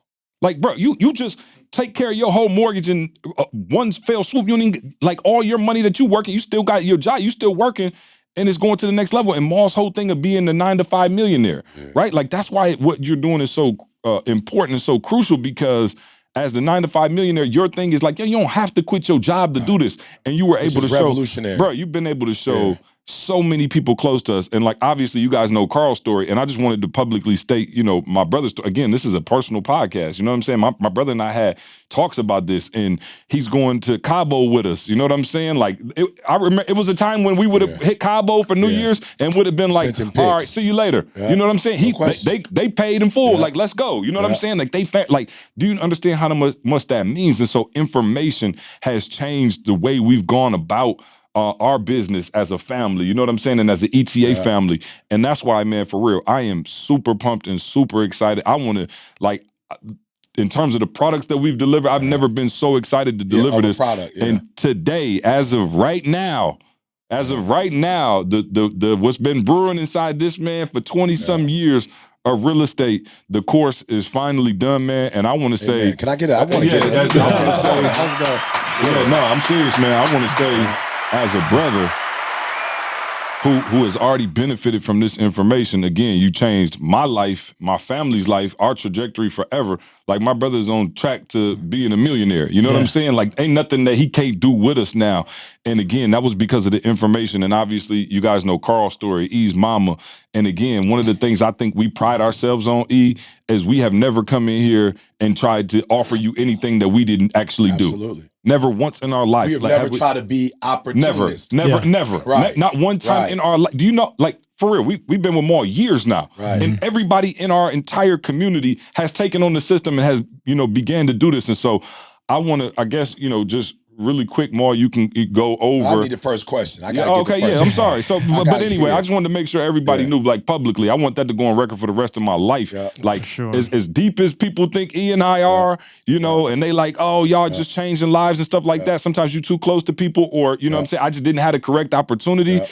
Yo, again, what you've been able to share with my family, dog, is I'm forever indebted. I'm forever indebted. Hey, I'm not about to let y'all outdo me right now. So y'all got me all choked up. But our family, man, you know what? Just listening to you, C and E, it brings to my mind, man. You know, one man's obedience is connected to so many people's destiny. And I'm not even speaking about my obedience. I'm just saying it goes even further back. If you wasn't obedient in what you've done, E, in your word, in your voice, walking in your gift, if you wasn't obedient with your message, then this wouldn't have taken place. You know, you stayed committed, bro, to the message that God put inside of you. And so through your message, I heard that. And that has allowed me to walk in my purpose right now. So I want to take my head off to you and say thank you for being obedient. Because so many people about to get blessed through this course because of your obedience years ago. Yeah, and our Same thing with you, bro. Same thing with you. Even though I heard E's voice, and even though I listened to his videos over the years, and that's what brought me to the ETA brand, if it wasn't for your obedience and seeing something in me that I didn't even see in myself, Bro, you saw something in me that I didn't even see in myself. I was speaking death by saying I'm not a speaker. I didn't even want to write this course out because I felt that it's something I've done all these years, but I felt like I never wrote a course out, so I don't know how to do this. Bro, you made me look inside of myself, dog. You literally made me look inside of myself. You was being obedient to what God called you to be, to your gift. And because you was obedient and you didn't let me just sit back and say, no, I'm not going to do this. Right. Bro, now thousands of people are about to be blessed because of your obedience. Carl, if you wasn't obedient in your gift, in being able to know how to cut up videos and know how to take this and move it over here and how to put this thing together, bro, then this course would not have happened. Yeah, I had the information, but you knew how to take the information and put it into a course form. And so, bro, I thank God for your obedience. And so that's why it's so important about being with other beasts. TGIM and a TGIM. Videos. If you weren't obedient in your gift, then he wouldn't have been. You see how all of this stuff is connected? So this is a case of guys walking in there, being obedient first. Being obedient first. We're being obedient. And I think that's what a lot of people, man, you're not being obedient. So that's what it is first. Being obedient and then staying committed. And then walking in your purpose, man, and walking in your gift. Because at any moment, if any one of these guys at this table wasn't obedient, then this wouldn't have happened. So y'all thanking me, but I'm thanking you guys for your obedience. Because one man's obedience is connected to so many people's destiny. Yeah, and that's right. I'm going to pass this tissue around. Bro, I'm over here like, I don't even want to talk because I'm like, let me say something, memories by night. You know, the crazy thing is, you know, when you say saw something in me, right? Like as a speaker, and I obviously, you know, that I have the gift of helping people identify, you know, their speaking talent and things like that, but it really had nothing to do with your speaking, just like it had nothing to do with E speaking while I wanted to champion E. It was the character. I had never seen anybody move the way you moved. Maul was on the very first podcast, the episode 105 or whatever that is. When I tell you he stayed up to like 3 a.m, like 3 weeks in a row answering every single email. Like I'm talking about, I was like, bro, you about to kill yourself. How much you charge, Maul? Zero. Nothing. And when I tell you every single, so for me, I was like, yo, you have to do this. I was just on my phone scrolling to see. I was like, yo, when did Maul get on Instagram?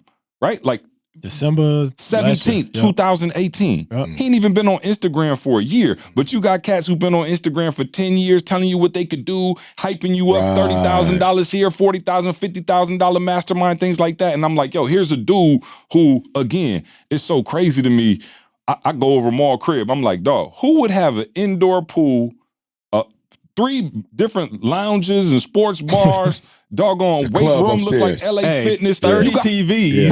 At least 30 TVs. We got 2 more. No, I don't even watch TV. No. I'm saying, right, and don't even watch TV, but I'm saying, I'm talking about just impressive. And ain't even got the gram. And go to his wife Instagram. It ain't nothing but pictures of their kids. I'm like, yo, do you know if you were on Instagram just showing like, hey, look, I'm in the weight room.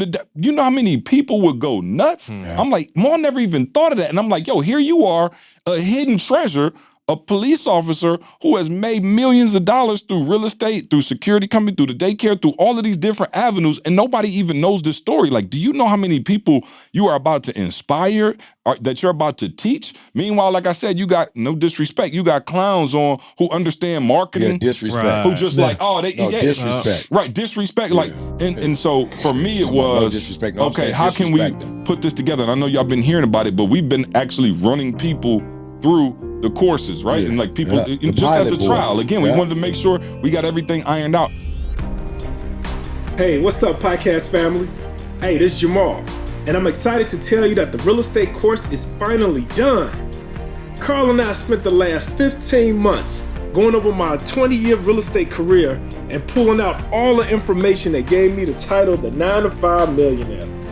Man, listen, if you like I was 20 years ago, working a job, making decent money, but it's just not enough to take care of your family in the way you always dreamed of, then I'm telling you that real estate is the vehicle to get you to the life you've always dreamed of, and this course is the key.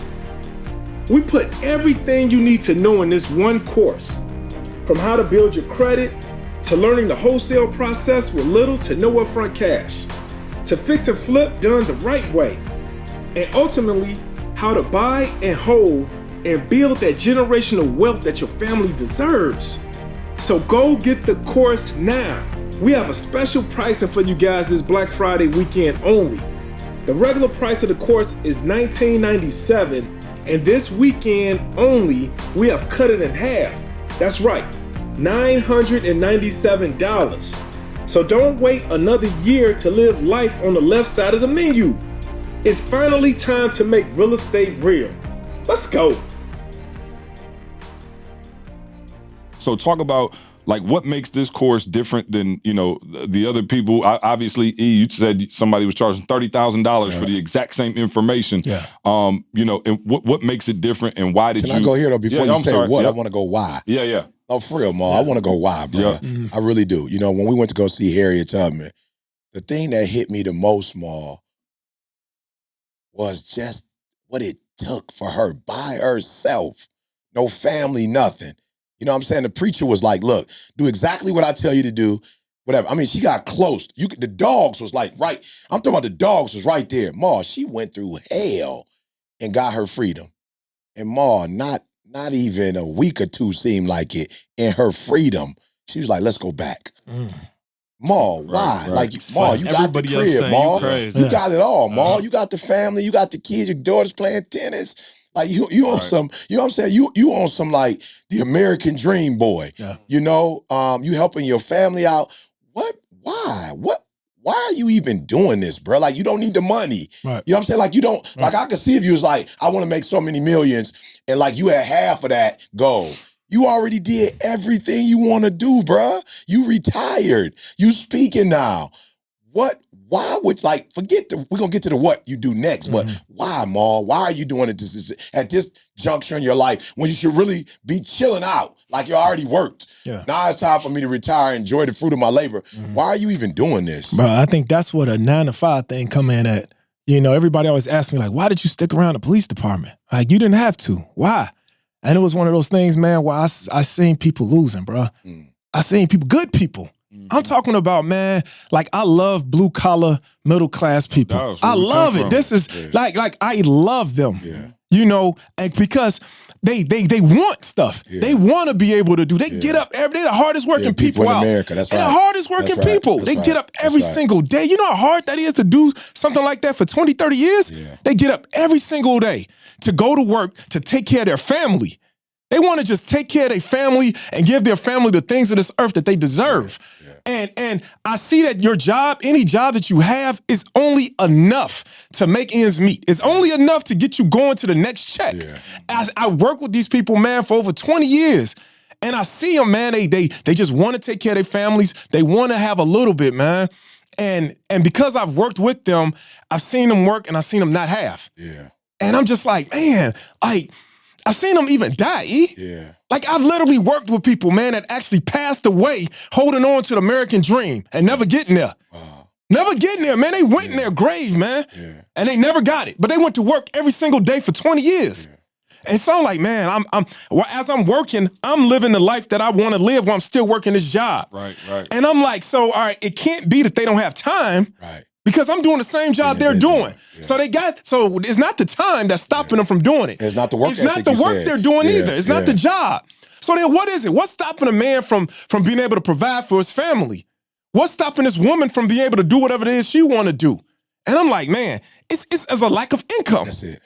It's a lack of income. So I'm like, man, if I can show people, because how was it that I was able to work this job and still get these other things, still travel? And it's so crazy. Just don't let me interrupt you too much, but like, I think honestly, like, in my opinion now, why you stayed, I know why you stayed, in your mind, but like, I think you stayed to show those people exactly God what you're did it. showing them. Yeah, I'm God just did it, saying, Paul. He because did it had for you you. bailed again, me and EO, Oh, we quit. Yeah, We out. we out. But if I bailed, everybody would be like, Yeah, you well, bailed. you bailed. So you You don't started know. out. You don't relate But to I us. stayed as a I police just officer. retired in July. You know Yeah. what I'm saying? June, Like, right there, end of June. Yeah. And so I stayed, man. And now it's like, man, I want to show you the only reason why you don't live the way you want to live or have what you want to have or have your kids going to this type of school is because a lack of income. Yeah. That's it. It's not that you don't want it. Yeah. It's just a lack of income. Yeah.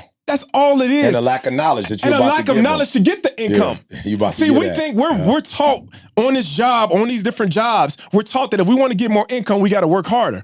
We got to work more hours. We got to get a side job. So, but that's not the truth. That's not the truth. The truth is that you need extra income outside of your job.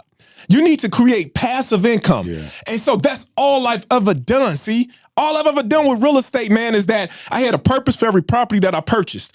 I had a building that gave me this lifestyle, that I wanted for my family. I used real estate because I knew I didn't have to work. I seen other guys that worked with me. If they wanted extra income, they would go get a part-time job doing security somewhere else. Yeah. And I seen what I've done, man, over the years, man, I've done like a case study. Those guys that work those extra jobs, now if you look at those people 20 years later, they're sick in their bodies. Yeah. They're not healthy. Yeah. That's not the formula, man. That's not the formula. That's not the formula. You shouldn't have to sacrifice your health to get the things in life that you want. Oh, you shouldn't have to do that. Yeah.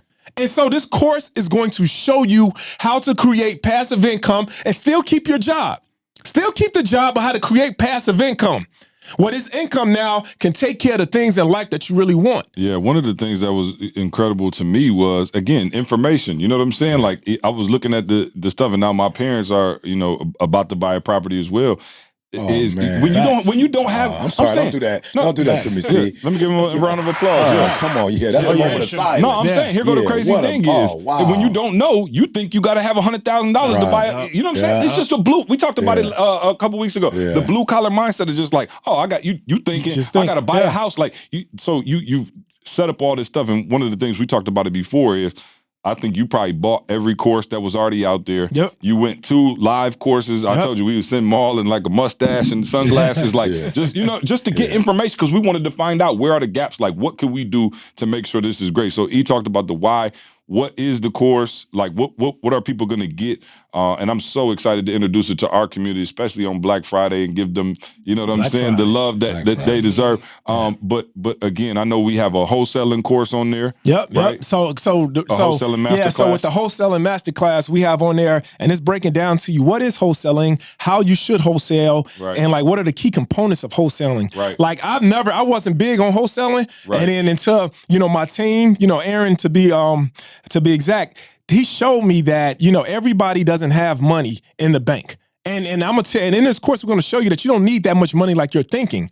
But if you want to create money to use to put down on your property, wholesaling is a great way. So my brother, he's talking about my brother. My brother was actually. I didn't even know his name when he said it. Train. He said Aaron. So Train, because he didn't have the startup capital, was able to wholesale his way into getting the buy and hold, which is obviously malls, bread and butter and things of that nature. But we do have a wholesaling masterclass where I think Train might have started with a couple $100, right? Yeah. Just to get going with the wholesaling. So we have that course. Then also the buy and hold, which is obviously your baby. And, the things that. Creating a portfolio, man.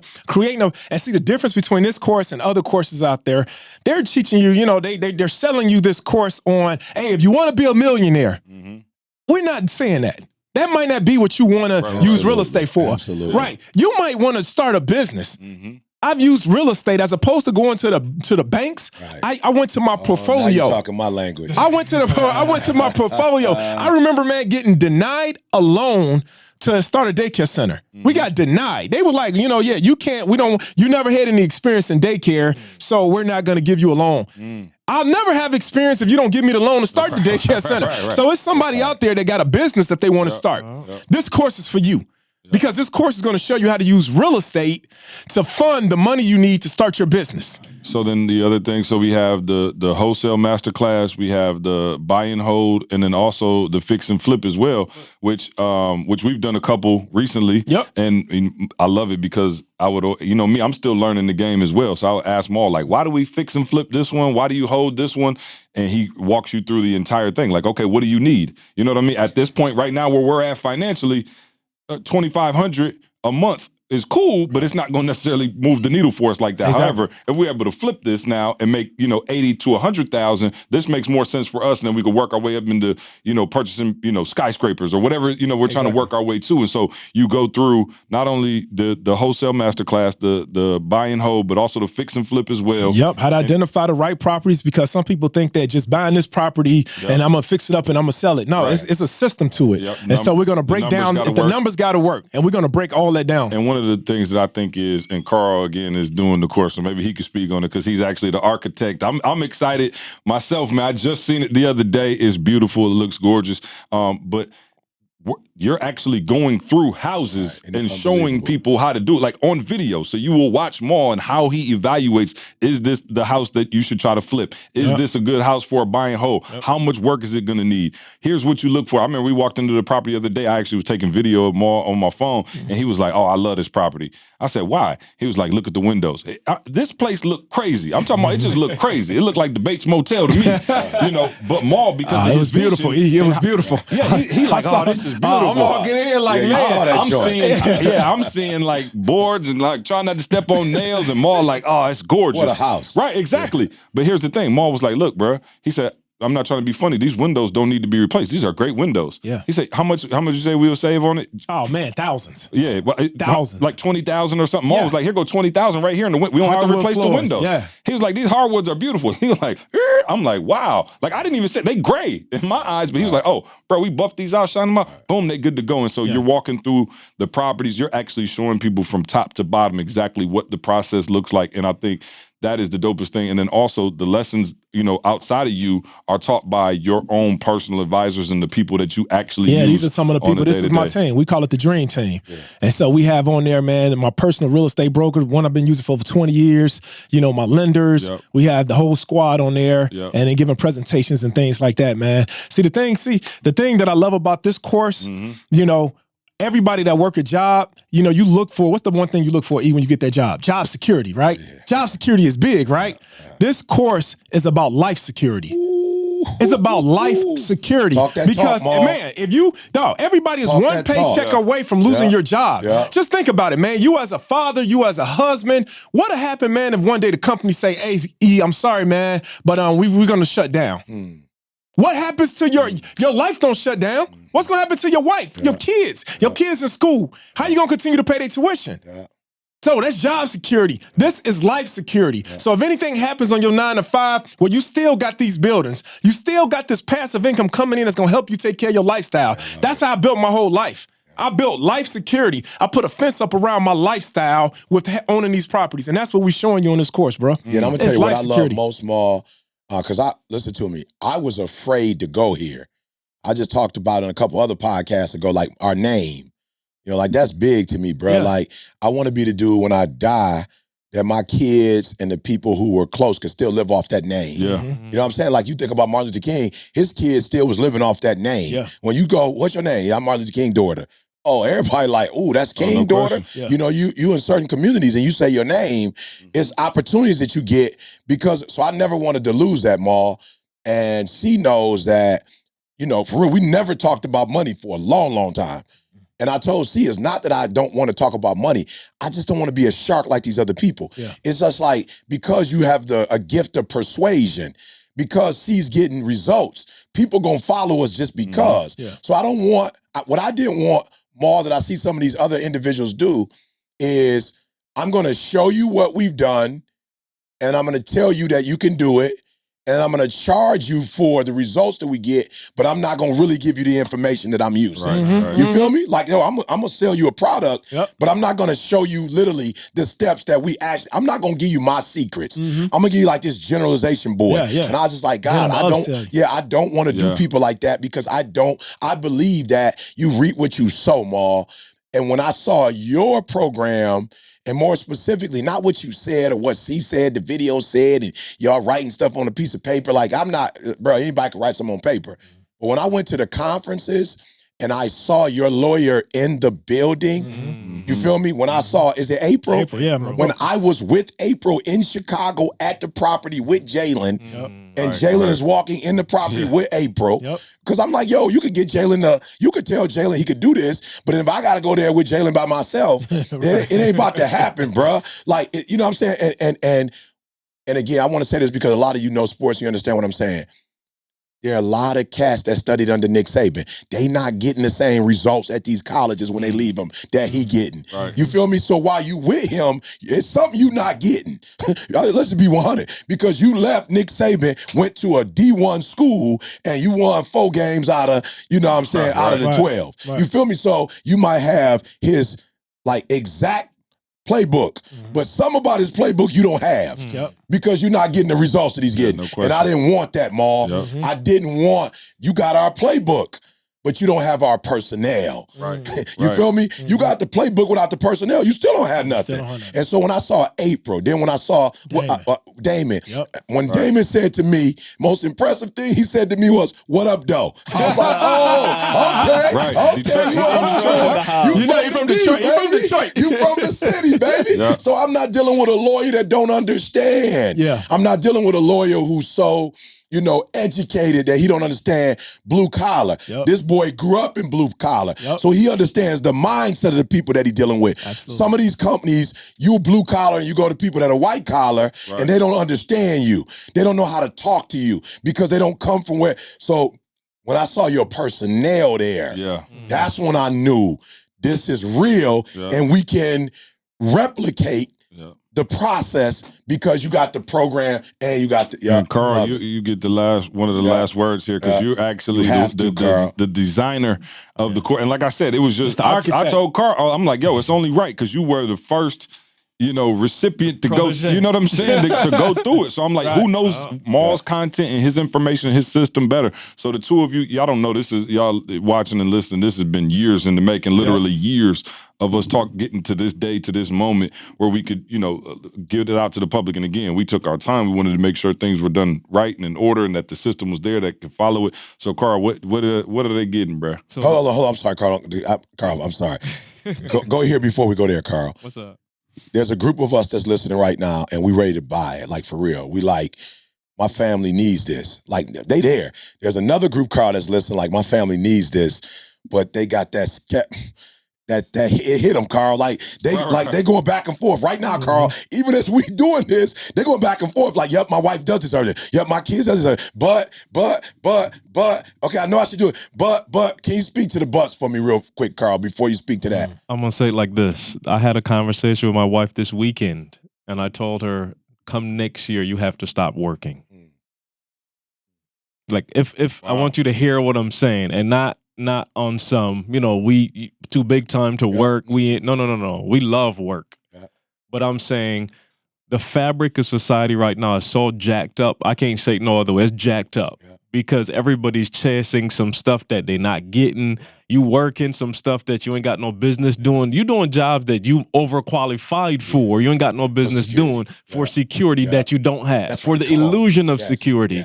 And what I'm trying to, I'm just telling you my experience from this thing, and I was quiet when they were saying thank you, but like for real, I was over here like, okay, I can't cry. I want to lose my player card out here.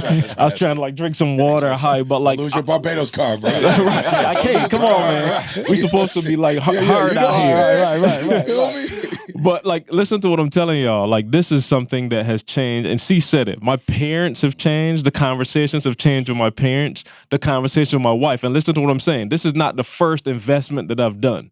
And you know what I'm saying. We had some people come and do some seminars before, and I invested a couple grand and stuff before that didn't work out. So when I told my wife, like, this is the one, she on some, I heard this before. You know what I'm saying? So I'm like, you know what? I'm not gonna say nothing. I told y'all before, like I just went in. I didn't even get my wife's full blessing on this. And I'm just telling you, now I'm at the point where we having the conversation of her, you have to stop working. And she's looking at me like, okay. Okay, so when I tell you 100% shift, this not on no, we getting rich. No, this is on my son is smart, and the teacher that I'm paying the school for, they ain't trying to push him. They're not trying to push him. They're trying to, it's a private school, but they want to treat, I'm like, no. You're not going to treat my child like that. That's what this is about for me. Me or my wife need to be a part of his education on a daily basis because what I'm seeing from this kid is he got we talked about potential a couple podcasts back. Question. He got potential to change this world. Question. Wow. No He got question. potential to change this world. And I'm not about to let whatever amount it cost or what, like it ain't no financial thing gonna stop that. God put something in him and he put him in my care and it's my responsibility to bring that out. Yeah. So when we talking about the course, like, let me just be real with y'all. And she teased me for being like as emotional as a doorknob, right? You know what I'm saying? I'm just being real. We need some of that emotion in this room. No, I'm saying so, and they can attest to it. Man, I'm showing my love through how I do this course. Yeah. I'm showing my love how I do TGIM. I can't pay for Maul to. I can't. Well, at least in my mind, there's still some stuff I could do, Maul. I'm sure. But I'm saying, like, for real, friend. I asked Maul, I was like, Maul, like, let me just be real with you. If there's something that I could do for you, dude, like, be real with me. What would it be? He's like, you already doing it. I was like, what's that? He's like, dude, we doing the course. He's like, this is my life. This is my legacy. You are that person that is in your hands. And you about to make my name like become synonymous with the Harriet Tubmans of the world. You see what I'm saying? Like, we about to free some people from some stuff. So when I tell y'all this course, and man, I'm telling you, like, we've gone through, y'all heard about the people, all that. I came back to Lansing and I went and I met with some realtors because I'm like, yo, we got to scale. Like, we can't do this just in. The realtor that I met with was asking me questions within 10 minutes. Maul, listen to what I'm saying. This person brought their associate in. They had been working together for 30 plus years, and they never knew that they could get 10% down on a property. They're paying 20% down on properties. Wow.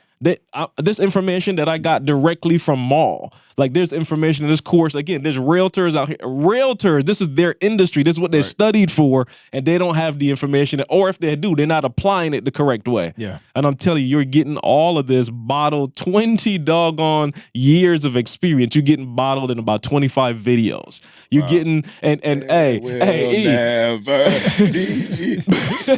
watch this. Yeah, let's go. If your learning style ain't video, Maul wrote the doggone thing out in a playbook for you. Right. Yep. So, like, I'm just saying, and it's not general. It's not general. The stuff is actually me talking about my life. Yeah. Man, you know what? I feel it in the spirit. Man, I gotta get it. You should have been standing. I feel it. I feel it in the spirit. I'm feeling it in the spirit right now, man. Look. This the camera, right? Man, listen. Man. I know what it is that somebody out here on this camera, on the other end of this camera, is feeling. I know what you've been feeling for the last 10 years of your life, the last 20 years of your life, and you just like, man, how can I get over? I just need to get over this hump. I'm sitting here telling you, I'm looking you in the eye, and I'm sitting here telling you, I come from a blue-collar family. And I know what it is to just get enough to get by. I know that feeling. I've seen it, and I lived it for years. This right here is the difference maker. I've been telling people all day long, real estate is the one thing that everybody can do. So if you got any kind of apprehension in your back of your head and wondering, can I do this? Yes, you can. The reason why I say you can do it is because you're already doing it. Yeah, that's it. Everybody is in real estate already. If you renting, you own a house, whatever it is you're leasing, you're already doing it. We're going to show you now how to get on this side of the cash register. Somebody's giving rent and somebody's collecting rent. And we're going to show you how to take that money, how to take that money, pay the banks the money back that you owe them for loaning you the money to get the property. And what's left over, it goes into your pocket and is able to take care of your lifestyle, whatever it is. You might want to put your kids in a certain kind of school. You might want to travel, whatever it is. You don't have to sit back and not have no more. I'm sitting there telling you the playing field is even. We made it even. With this course, I'm sitting there telling you the playing field is now even. After this Black Friday, if you make the decision to not jump on this, then it's because of you. It's because of your lack of faith. But I'm sitting there telling you, we put every single thing that you need in this course to be successful. The only thing that I'm asking you to bring to the table is your belief. You got to believe that you want this. You got to believe your family deserves this. That's the only thing that we can't give you is belief. We got everything else, everything outlined for you. So, man, make this investment in your family. Make this investment in your children. I told them before, one man's obedience is connected to so many people's destiny. Who's waiting on you to be obedient so that they can do what they have to do in life, so they can become who they're supposed to be in life? Look, I'm telling y'all, this is it right here. So make this investment. Make this investment in yourself. Make this investment in your family, and watch how your life change. Let's go, Maul. Maul, you got us ready. So the course is out today.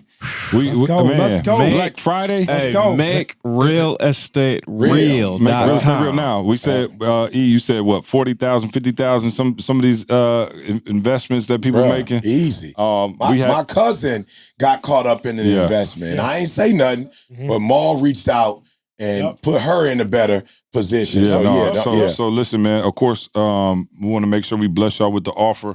It's Black Friday. You know what I'm saying? Everybody running their sales. So why you running out to Macy's to get the BOGO, to buy one, get one free, man? Listen, the course. Macy family rich. Yeah, exactly. Invest in yourself on this Black Friday. Listen, the course is $2,000, but today, Black Friday, you're hearing this on Thursday night, but Black Friday, $997, man. The entire course. There's no upsell from there. It's not like, oh, we send you an email, everything, and then we'll send you the rest of it. The entire thing, $997, man. That is, we felt like, that was a price point, man, that our listeners and our people who rock with us be able to afford, man, be able to take their family to the next level. Again, it's not like we send you another email and say for an additional $5,000, you can. Every single thing this man talked about, everything he taught, Carl, me, my brother E, his family, is in this course, man, in this $997. So we hope that y'all rock with us on a Black Friday. Listen, man, just, eternally grateful for y'all, rocking with us on the podcast. Happy Thanksgiving to everybody. We look forward to you guys rocking with us in the new year as well. We got a few more podcasts before, we call this thing quiz. I think we're going to do the podcast through Christmas. We tried to take a Christmas break last time, and y'all killed us for trying to spend some quality time with our family. But again, Maul, thank you a million times over, man. I'm excited for y'all to see the course. Go to makerealestatereal.com. Go to makerealestatereal.com. The Black Friday sale is going right now. All right, go right now. You're going to get it 50% off for rocking with us on Black Friday. All right, we love y'all, man, and we'll see you next week. Let's go. I want you to focus on here right now. Don't you worry about when you get home. You concentrate on this opportunity. You don't worry about tomorrow. You concentrate on this opportunity with all your might, with all your soul.